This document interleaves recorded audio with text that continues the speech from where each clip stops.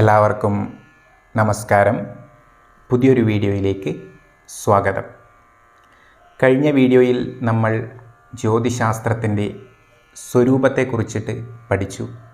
അതായത് 3 സ്കന്ധങ്ങളും 6 അംഗങ്ങളും അടങ്ങുന്ന ജ്യോതിശാസ്ത്രം. ഇതിൽ വേറൊരു രീതിയിൽ നമ്മൾക്കതിനെ തരംതിരിക്കാം. 3 സ്കന്ധങ്ങൾ, അതിലെ ആദ്യത്തെ സ്കന്ധമായിട്ടുള്ള ഗണിത സ്കന്ധം അല്ലെങ്കിൽ സിദ്ധാന്ത സ്കന്ധം എന്ന് പറയുന്നത് പ്രമാണഭാഗമായിട്ടും ശേഷിക്കുന്ന സംഹിത, ഹോര എന്നീ സ്കന്ധങ്ങൾ ഫലഭാഗമായിട്ടും തരംതിരിച്ചിട്ടുണ്ട്. സ്വാഭാവികമായിട്ടും അംഗങ്ങളെക്കുറിച്ച് പറയുമ്പോൾ ഗോളം, ഗണിതം എന്നീ 2 അംഗങ്ങൾ പ്രമാണഭാഗത്തിലും ശേഷിക്കുന്ന നിമിത്തം, ജാതകം, പ്രശ്നം, മുഹൂർത്തം എന്നിവ ഫലഭാഗത്തിലും വരും. ഈ രീതിയിലുള്ള ഒരു തരംതിരിവ് കൂടി നമ്മൾ മനസ്സിലാക്കിയിരിക്കുന്നത് നല്ലതായിരിക്കും.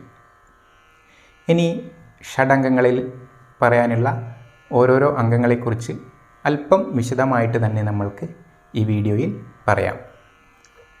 ആദ്യമായിട്ടുള്ള അംഗം എന്ന് പറയുന്നത് ഗോളമാണ്. ഈ ഗോളം എന്ന അംഗത്തിൽ പ്രധാനമായിട്ടും പ്രതിപാദിക്കുന്നത് നക്ഷത്ര രാശികളുടെ സ്വരൂപനിർണയമാണ്. അതായത് ഒരു രാശി അല്ലെങ്കിൽ ഒരു നക്ഷത്രം ആകാശത്ത് എവിടെയാണ്, അത് എങ്ങനെ തിരിച്ചറിയാം എന്നതിനെക്കുറിച്ചൊക്കെയുള്ള ഏകദേശ ധാരണകളാണ് നമ്മൾ ഇതിലൂടെ പഠിക്കുന്നത്. ഈ ഭാഗം പഠിക്കണമെങ്കിൽ അല്ലെങ്കിൽ ഏതൊരു ജ്യോതിഷനും അല്ലെങ്കിൽ ജ്യോതിഷം നന്നായിട്ട് പഠിക്കാൻ ആഗ്രഹിക്കുന്ന ഏതൊരാളും വാനനിരീക്ഷണത്തിൽ തൽപരരായിരിക്കുന്നത് വളരെ നല്ലതാണ് എന്ന് മാത്രമല്ല, അത് അത്യാവശ്യമാണ്. കാരണം ഓരോ നക്ഷത്രങ്ങളും രാശികളും എങ്ങനെയാണ് തിരിച്ചറിയേണ്ടത് എന്നും അവ എങ്ങനെയാണ് ആ സ്വരൂപം വന്നത് എന്നുമൊക്കെ നമ്മൾക്ക് അറിഞ്ഞു കഴിഞ്ഞാൽ അത് ഫലഭാഗത്തിനും കുറേയൊക്കെ ഗുണം ചെയ്യും എന്ന് പറയാം. അപ്പോൾ മേടൻ രാശി എന്ന് പറയുമ്പോൾ ആട്, അശ്വതി നക്ഷത്രം എന്ന് പറയുമ്പോൾ കുതിര. അവിടെ ചില നക്ഷത്രങ്ങൾക്ക് ആ സംജ്ഞകൾ, പരികൽപ്പനകൾ കൊടുത്തത് അതുമായിട്ട് ബന്ധപ്പെട്ട രൂപസാദൃശ്യം ഉള്ളതുകൊണ്ടാണ്.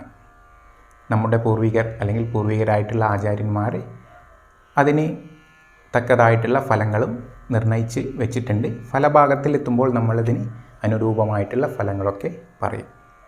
അപ്പോൾ തീർച്ചയായിട്ടും ഗോളം എന്ന ഭാഗത്ത് നമ്മൾ അറിയേണ്ടത് എങ്ങനെയൊക്കെയാണ് നക്ഷത്രങ്ങൾ, എവിടെയൊക്കെയാണ് ഇവയുണ്ടാകുക, എങ്ങനെ തിരിച്ചറിയാം എന്നതിനെക്കുറിച്ചിട്ടുള്ള ഏകദേശ ധാരണയാണ്. അതായത് വാനനിരീക്ഷണം എന്ന് തന്നെ വേണമെങ്കിൽ പറയാം. അതിൽ നക്ഷത്രങ്ങളെ അല്ലെങ്കിൽ രാശികളെയൊക്കെ തിരിച്ചറിയുന്ന വിധം ആണ് പ്രധാനമായിട്ടും ഗോളം എന്നുള്ള ഈ ഭാഗത്തിൽ പ്രതിപാദിക്കുന്നത്. അടുത്തതായിട്ട് നമ്മൾ പഠിക്കുന്നത് ഗണിതം എന്താണ് എന്നതിനെക്കുറിച്ചാണ്. പേരുപോലെ തന്നെ ഗണിതം തന്നെയാണ് അത്. അതായത് കണക്കുകളുമായിട്ട് ബന്ധപ്പെട്ട കാര്യങ്ങൾ, ഗ്രഹങ്ങളുടെ സ്ഫുടങ്ങൾ, ഗ്രഹങ്ങളുടെ മധ്യമം, ഗ്രഹയുദ്ധങ്ങൾ, അതുപോലെ തന്നെ മൗഢ്യം കഴിഞ്ഞ് അത് എങ്ങനെയാണ് അതിൽ നിന്ന് മോചിതനാകുന്നത്, അതിന് വേണ്ട സമയങ്ങൾ, കലിദിനം, ചന്ദ്രനുമായിട്ട് ബന്ധപ്പെട്ട യോഗങ്ങൾ, അതുപോലെ ഗ്രഹണങ്ങൾ, സൂര്യഗ്രഹണം, ചന്ദ്രഗ്രഹണം, അതുപോലെ തന്നെ നക്ഷത്ര പ്രവേശനം, അതായത് ഒരു ഗ്രഹം ഒരു നക്ഷത്രത്തിൽ എപ്പോഴാണ് പ്രവേശിക്കുന്നത്, അതുപോലെ ആ നക്ഷത്രം ഏത് നക്ഷത്രത്തിൻ്റെ പശ്ചാത്തലത്തിലാണ് നിൽക്കുന്നത് എന്നതിനെക്കുറിച്ചൊക്കെയുള്ള ഗണിതങ്ങളാണ് പ്രധാനമായിട്ടും ഈ ഭാഗത്ത് നമ്മൾ പ്രതിപാദിക്കുന്നത്.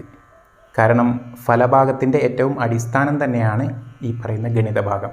കാരണം ഇതിൽ നിന്ന് ഗണിച്ച കാര്യങ്ങൾ വെച്ചിട്ടാണ് നമ്മൾ ഫലഭാഗത്തിൽ ഫലം പറയുന്നത്. അതുകൊണ്ട് ഏറ്റവും അടിസ്ഥാനപരമായിട്ടുള്ള കാര്യങ്ങളാണ് ഇത്.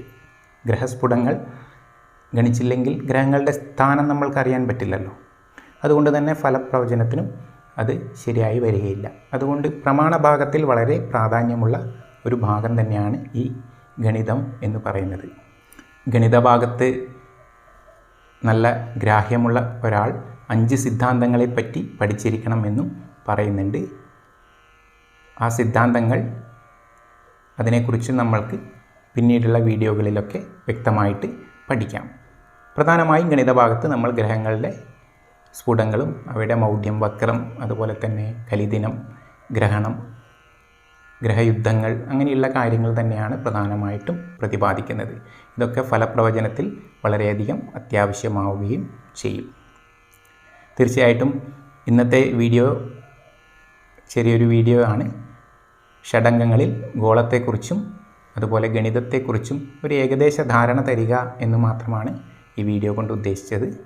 അടുത്ത വീഡിയോയിൽ ജാതകം, പ്രശ്നം, മുഹൂർത്തം, നിമിത്തം എന്നീ വിഭാഗങ്ങളെപ്പറ്റി വിശദമായിട്ട് നമ്മൾക്ക് പഠിക്കാം. വീഡിയോ കണ്ട ഏവർക്കും നന്ദി, നമസ്കാരം.